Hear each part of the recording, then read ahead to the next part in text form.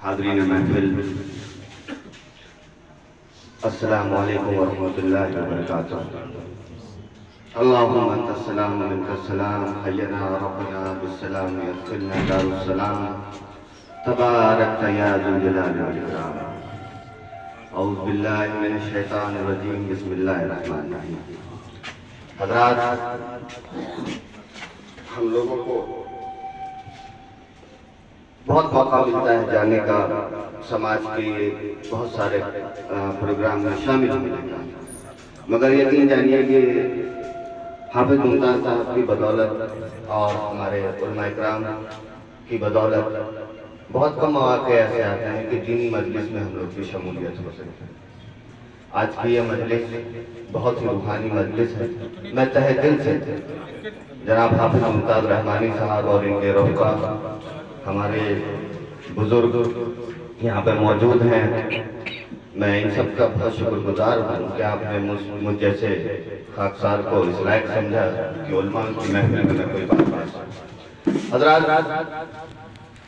بات عمرہ اور حج کے تعلق سے ہو رہی ہے، تو میں صرف ایک واقعہ بتانا چاہتا ہوں، اور میں امید کرتا ہوں کہ اس واقعے سے ہم لوگ کافی کچھ سیکھیں گے اور سمجھنے کی کوشش کریں گے کہ آخر ان دونوں مساجد حرمین پاک کیا اہمیت ہے اسلام میں اور مسلمانوں کی زندگی میں۔ سن 2018 میں اپنے نانا مرحوم الحاج مولانا عبدالحق قاسمی صاحب رحمۃ اللہ علیہ اور اپنی نانی مرحومہ بیوی شمیم آرا کے ساتھ عمرہ کرنے گیا۔ نانا میرے عالم بھی تھے، حافظ بھی تھے، اور ایک اچھے استاد، اردو کے استاد بھی تھے۔ قرآن شریف الحمدللہ اپنے مرنے کے دن سے کچھ دن پہلے تک بھی کوئی ایسی فجر کی نماز نہیں ہوتی تھی جس دن وہ سورہ یاسین کی تلاوت نہیں کرتے تھے۔ پوری زندگی کا ان کے معمول تھا۔ جب بھی عمرہ کی بات آتی ہے تو مجھے وہ وقت یاد آتا ہے جب میں نانا جان کے ساتھ اپنی رہائش سے اور مسجد حرم کی طرف جا رہا تھا، تو وہاں پہ کچھ عربی لوگ تراویح کے وقت میں آپس میں باتیں کر رہے تھے، اور سیر و تفریح کا مزاج تھا وہاں پر، اور وہ پورا ماحول تھا۔ تو میں نے ان سے کہا کہ یہ جو لوگ ہیں، ان لوگوں کو تراویح پڑھنی چاہیے۔ ہم ہندوستان والے تراویح کے ٹائم میں کم سے کم کچھ کھیلتے تو نہیں، وہ اپنے گھر کے باہر چبوترے پہ۔ ان کے بارے میں آپ کا کیا خیال ہے، بتائیے؟ تو بولے کہ ان کا بھی احترام جائز ہے۔ میں نے کہا یہ تو کھیل رہے ہیں، ان کو کہنا چاہیے آپ کو اتر کے کہ جائیے بھائی نماز پڑھیے تراویح کا وقت۔ تو بولے کہ ان کے باپ داداؤں نے جو چیز ہم تک پہنچائی، ظاہر ہے کہ مکہ والوں کے باپ دادا جو ہوں گے یا ان کے آبا و اجداد جو ہوں گے، ان کی شمولیت صحابہ کرام میں ہوگی۔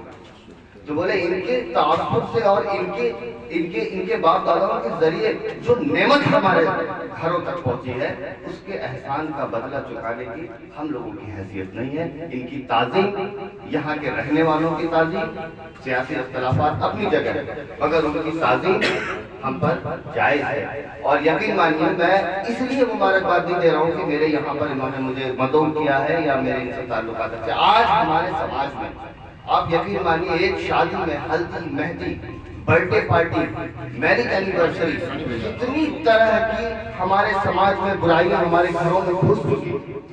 ایک برتھ ڈے پارٹی میں 25,000، ایک میرج اینیورسری میں 20,000، ہے نا؟ کم سے کم ان دونوں کو ہٹا لیا جائے، اور اس کے علاوہ اگر ہمارے بچوں میں عمرہ کا شوق پیدا ہو جائے، اپنے نبی کی اس پاکیزہ گنبد کو دیکھنے کا شوق پیدا ہو جائے، خانہ کعبہ سے محبت ہو جائے، تو میں یقین کے ساتھ کہہ سکتا ہوں کہ اگر 5 لوگوں کی بھی زندگی بدل گئی، اگر وہ 5 لوگ ہی جو ہے، اور کتنوں کی زندگی بدل گئی۔ اور میں اس بات کو غور کرتا ہوں کہ اپنے گھر کی جو عورتیں ہیں ان کو ساتھ لے کے جائیں۔ میں جب عمرہ کرنے گیا تھا تو ہندوستان کے ہی مسلمان ایسے تھے جو عمر دراز تھے، ورنہ میں نے انڈونیشیا کی جو کپلز دیکھے وہاں پہ، وہ سب الحمدللہ بلو 30 ایئرز کے تھے، اور ہزارے پر اس میں میاں بیوی اور ان کے بچے ان کے کندھے پر بیٹھ کے عمرہ کرنا۔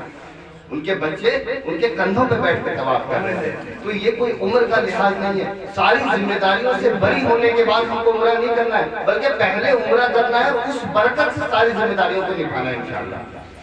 تو ہم لوگ کوشش کریں گے، اور میں بہت شکر گزار ہوں. اور صرف اس بات کے ساتھ میں اپنی بات ختم کرنا چاہتا ہوں کہ زبان جب بھی ثنائے رسول کرتی ہے، سخن کی داد خدا سے رسول کرتی ہے. بہت بہت شکریہ.